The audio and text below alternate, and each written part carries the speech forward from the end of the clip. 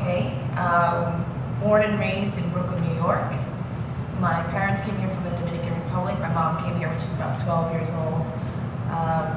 I'm a musician, I'm an actress, a dancer, I'm a Buddhist, I'm a New Yorker. I love life.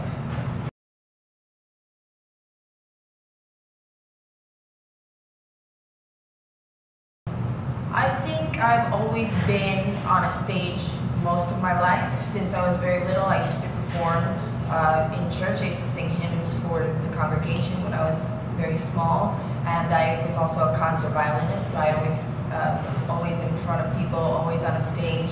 And it came kind of by accident. Acting came into my life through first kind of like this extra school program, and I really had a great time with it, just using your imagination and being free. And then it got to a point where I couldn't play violin anymore, and at that time I was in performing arts high school as a music major, and they allowed me to audition for the drama program. I was accepted, I got in, and I finished out the rest of my year as a drama major, so I have that as well. And from that point on, I knew like that was the path that I was supposed to be on. You know, they say when one door closes, another one opens. That's literally one door closed, and I went across the hall and opened the other one, and it changed my life.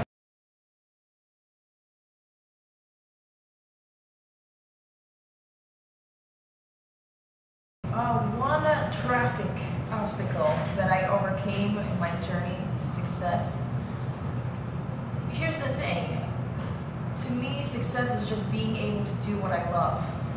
It's not about a number of hits on a website. It's not about the number of followers. It's not about the amount of money in your bank account. It's the fact that I have a life where I'm able to do what I love. That to me is success, because you can't compare what you're doing to anyone else's journey, because everything that you're doing, you're meant to be doing, and you have to enjoy it as it comes, because it's going to keep changing. It will go up, it will go down. So the obstacle is just stopping yourself from thinking that there is some kind of finish line. There isn't a finish line. It's just enjoying the ride.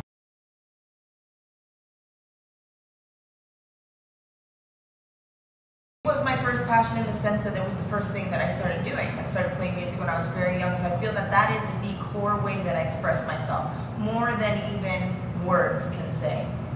Music touches people in a universal way.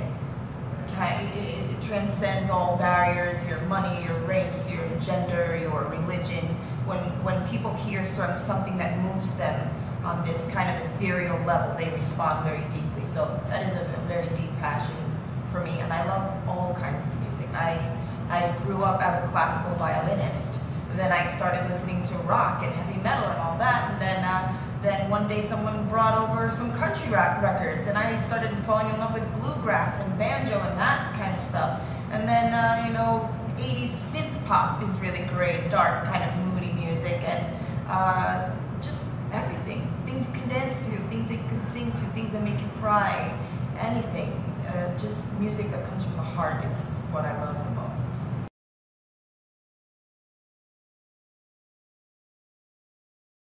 Yes, I'm in a couple of bands, and one of them, my baby, is Alan Keen's Gun, and it is a heavy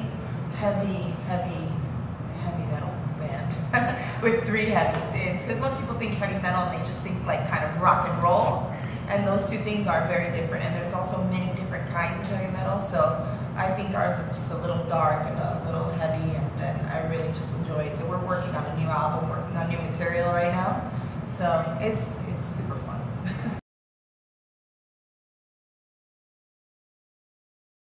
I literally couldn't believe it. I was, when I say to you that I was on the phone with my manager the day before or 2 days earlier, and I was asking her for a break.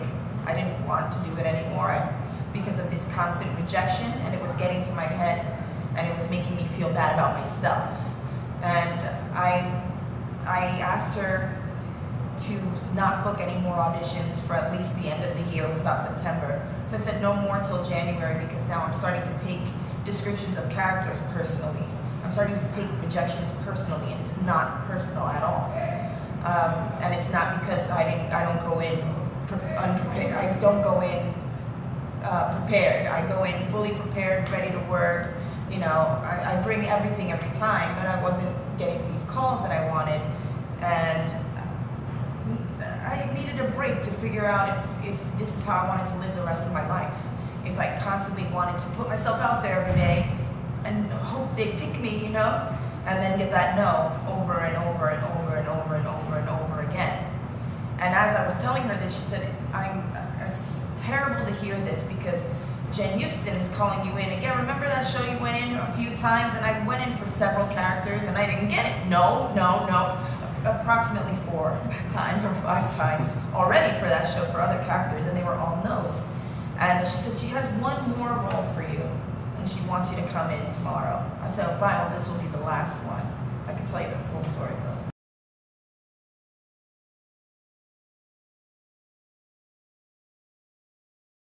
This season is absolutely my favorite so far.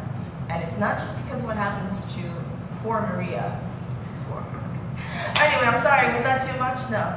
It's not just because of what happens to Maria. We go to this place that we have kind of touched on before, but now we really just go there. Every character, every person, we're just going for it, and it's very dark, it's very violent, it's very deep, and you will, I think you're gonna watch like this, and then like this, and then like this, and then like this, and then like this, and then like this.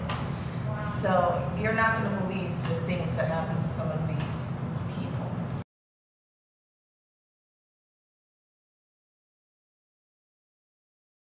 You should be. I'm excited to watch it because I know what I've shot, and I know that it's pretty awesome, the things that the people that I'm working with in that scene have done.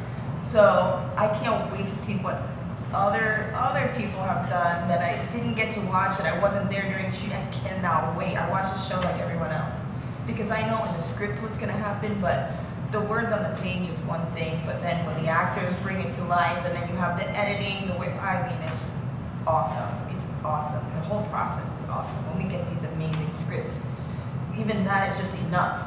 We would read them like you would read a book, you know? They're just juicy and fantastic and vividly, you know, drawn for you. But then when you put the actors, when you put it all together, when you have the lighting, when you have the music, when you have it, the final package, unbelievable. Magic.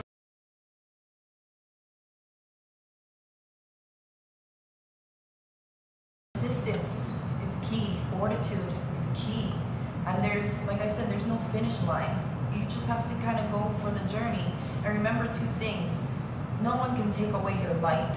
There's no reason to be jealous or to want what other people have. You have what you have, and no one else has what you have. And you always have to remember that. And what is meant to be will be. You just have to trust that and enjoy the ride.